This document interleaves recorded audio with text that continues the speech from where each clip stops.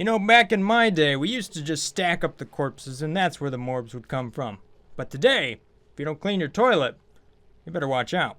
Welcome back, my fellow duplicants, to Oxygen Not Included. In today's episode, we're going to be exploring this morb phenomenon that happens when you have an outhouse here. So, in the old days, we used to just stack up dead duplicants and then the morbs would come on out of them, but they don't happen that way anymore, so we gotta use toilets. Now, some very clever people here over on the forums a good long while ago here, I don't know if it was that long, last year essentially, figured out that, you know, if you hook it up to this automation signal, right, then it'll open up, then the morb will drop down and that'll reset, and a couple cycles later you'll have yourself another morb. So I was like, okay, interesting. And this tied in pretty good with what I was trying to do here, which was do a 2.0 for my duplicant hamster experiment, which I started, that was almost 2 years ago. Look at that, April 11th, 2017. Okay, so some things have changed, and what I really would like to do is have a self-sustaining duplicant.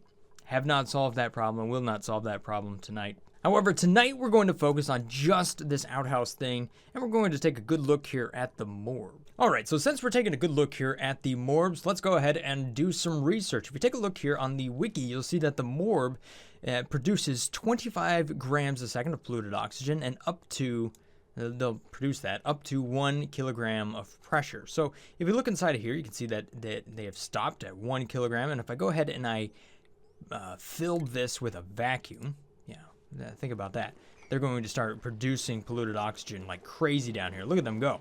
I was having some technical difficulties with my duplicants, so don't look too close at that. But look at this. Look at how quickly we are just pumping in the oxygen inside here. You can see it. I mean, this is played at slow speed, so let's just go to fast speed, kind of the speed we normally see right there. How quickly we're increasing that pressure right there. So the thing that makes sense to put on top of these morbs here is obviously your puffs, because they consume polluted oxygen, and therefore you can turn them into a source of food, and you can also take their slime and run it through a algae distiller. So that's kind of cool. You can get a little bit of polluted water out of that, plus algae. So yeah, really good. Look at that. Boom! This has been running for a while. All right, so here's what's happened. This outhouse, its timer is counted down. I'm just using a very simple automation signal here, about as simple as I can make it. I know you guys like to complain about how complicated automation signals are, so this one is about as straightforward as possible, right? So here's an AND gate, and then there's this signal that just goes true right there, 0 and 1%. And then it runs through a whole bunch of buffer gates that are 200 seconds long, right? So that's 1 cycle, that's 2 cycles. This last one is just 100 seconds long. You can make it 200, doesn't really matter. Basically, it just waits 2 full cycles and then a little bit before it opens up the door. Because after 2 cycles, that's where this morb pops out of that outhouse. And then once that timer runs out, which we'll just kind of fast forward here, boom, the doors open up and the morb drops down to join, you know, all of its little slimy friends down there. And then at the end of that cycle, when we get to the next one here, you're going to see that since this is now true down here because that's false, then the time schedule will come back around and those will both be true and we'll start the timer again. So just to run through that again one more time, it's just an AND signal, then a whole bunch of buffers. There's a total of 7 of those. There's a NOT gate at the very end. That's all there is to it. Not much. All right, so one thing to remember here is that the duplicants consume about 60 kilograms a cycle. So we can use that to figure out, okay, how many morbs do we actually need to support one duplicant? Well, at 25 grams a second, you can see that we get 15 kilograms each. So you really only need 4 morbs to support a dupe. And since a dupe, they can actually survive on a little less oxygen if you have them suffocate part of the day, because they'll actually find a pocket of oxygen and then recover. I mean, you're not treating your dupe all that nice, but at this point, you know, if they're inside of, let's say, a little hamster cage here, but here's the thing, if you're keeping them inside a cage, you kind of want them to be stressed out. That way they vomit, they pee, you get a lot of resources out of them. I mean, they might potentially revolt, but as long as their traits is that when they're stressed, they're a vomiter, then wow, they're actually a really good duplicate, because you're going to get the vomit from them and you'll get the piss. Alright, so here's what I got going on. I've got this nice little bathroom here, and I'm just going to go ahead and throw some doors next to that. Got some nice glass walls, because why not? All the better to see what's going on inside of there. Ha-ha! Clear selection, automation. The automation wires work. Yes. Bring that around. Haha. And then you just string that in. Boom. Boom. Alright, so there's the business end of our machine. So now let's design the bowels. These little morbs will drop down. I think they're actually potentially too tall. Let me find out. No, they're just one single tile. See, look at them. Look at how many of them are just passing under that block. They don't care. All right, so I got the Morbs thing figured out, but now we need to have kind of a stable. And you know what? I think it's okay to have a stable. We definitely could find a way to make it so that they're not inside of a chamber. I think how we could do that is we could even keep the gas inside there with like a liquid lock, and it still would not be inside of a room. A little tricky, but then again, we're doing plenty of tricky stuff today. Boom! Look at that, 96 tiles. I didn't even plan that out. How about that? All right, so to go inside of here, you're just going to need a little bit of a checkpoint and then a dock, obviously, because that's where you're going. That's where your Atmos suit's going to be. So I think you just run through this water lock, and there you have it. You're going to be inside of there. Now, if I make this, when we see the room overlay, it should be yes, because it goes through the water lock itself right there. Doesn't count. So if you really want to go that direction, you can. I'm going to leave a door on it for today, or at least for right now. All right, so I need a couple dupes here. There we go. Welcome to the base, my test subjects. Now, these are actually names that were submitted by Patreon supporters, so thank you so much for supporting this channel.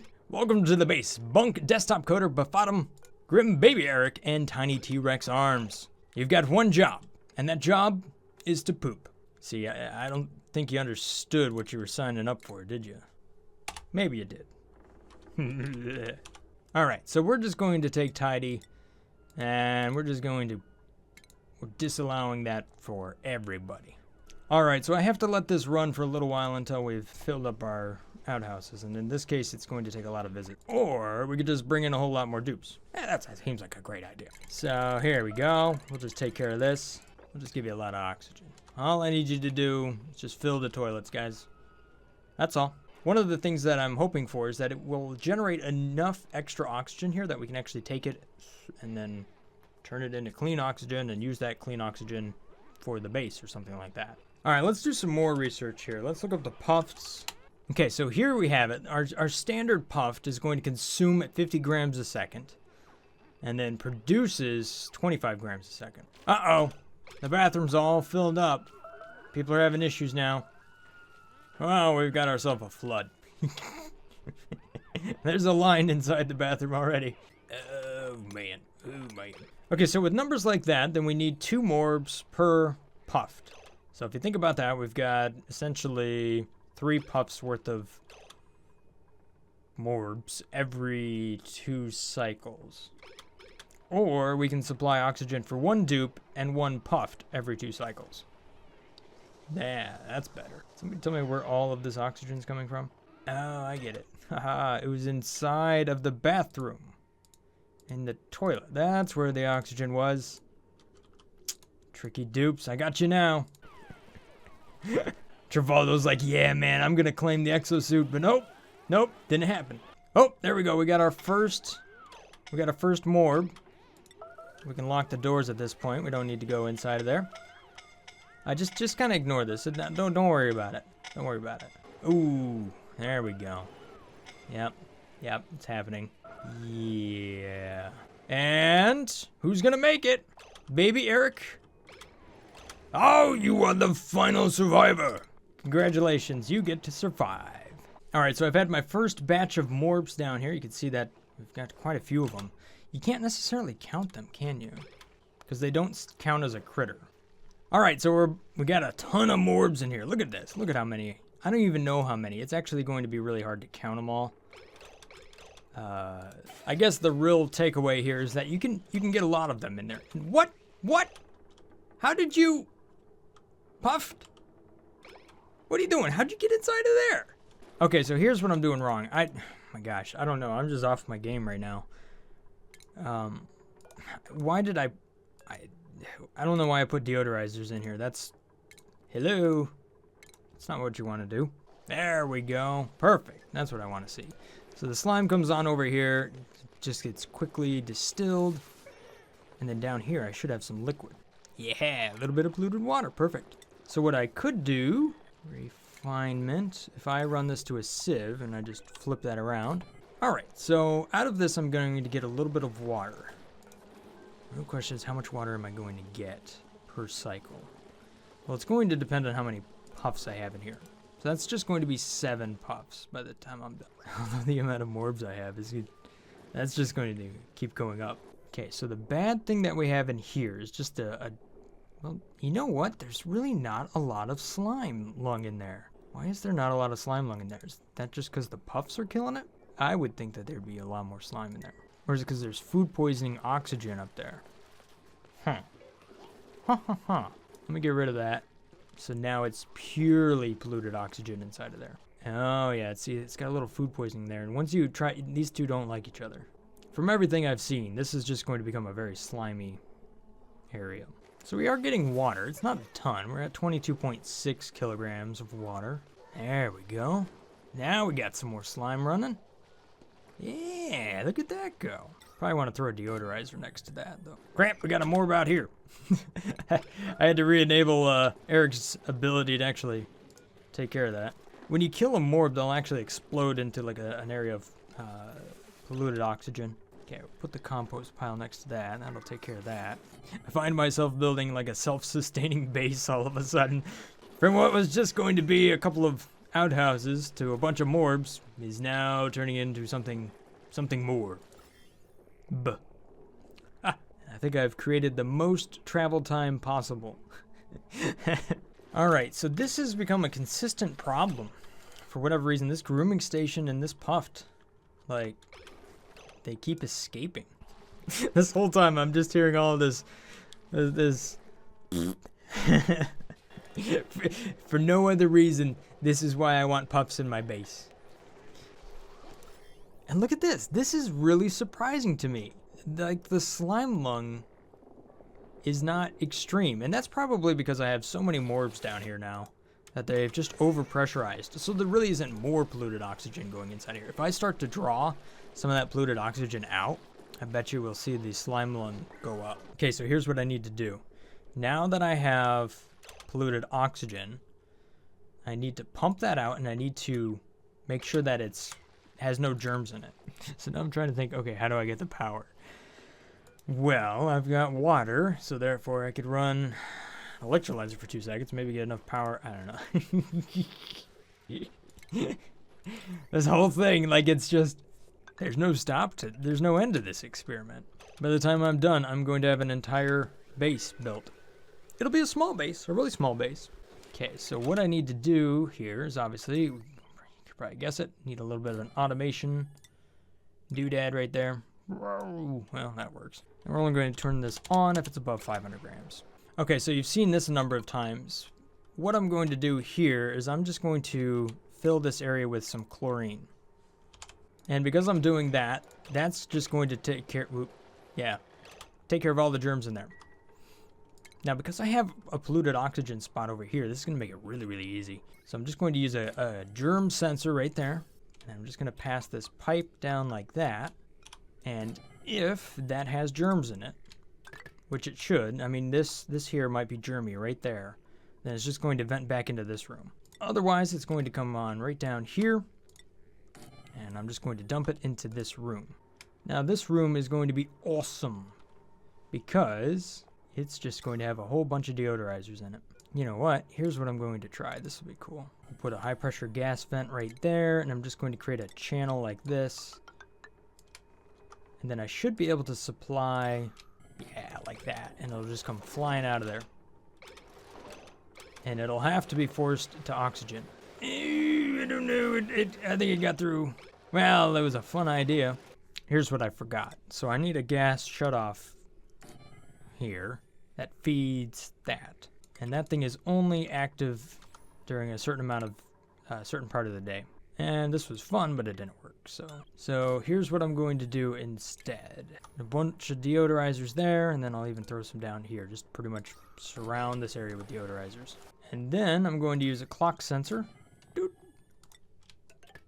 And that is only going to be active for 25% of the cycle.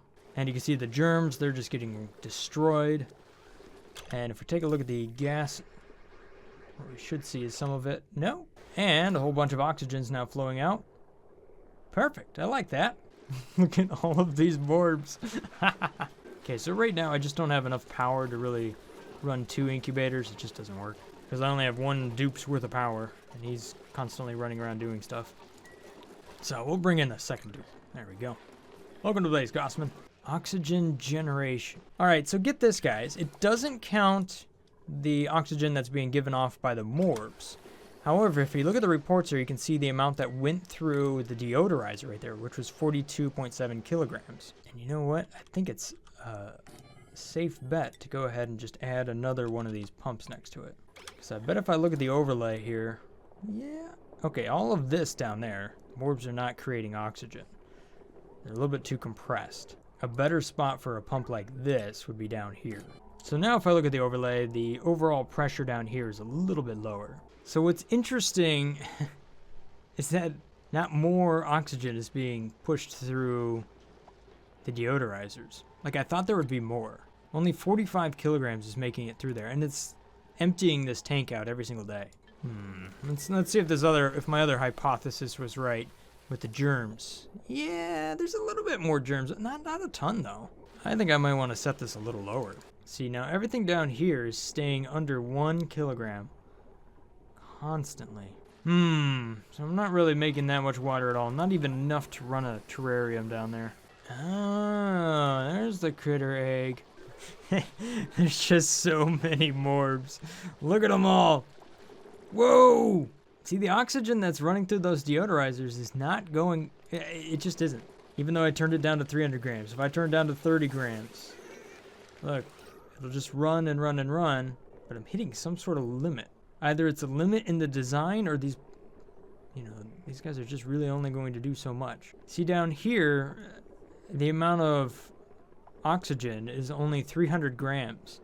So that would make me think that these Morbs would just be giving off tons and tons of oxygen. So I turn this way down, and we should be able to see that hopefully there's more of it.